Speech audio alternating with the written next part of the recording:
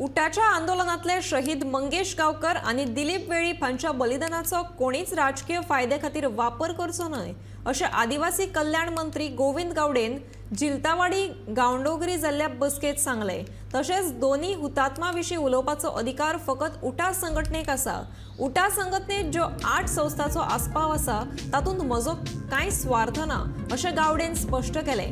परवरी हांगा गौड मराठा समाजान सरकाराच्या सहकार्यान आदिवासी भवन उबारपाचो विचार आसा। त्या भवनाच्या आंगणात गावकर आणि वेळीप समाजाचे शहीद जाल्ल्याचे पुतळे उबारपाक सरकाराकडल्यान मान्यताय घेतल्या अशें गौड मराठा समाजाचे अध्यक्ष विश्वास गावडेन सांगले।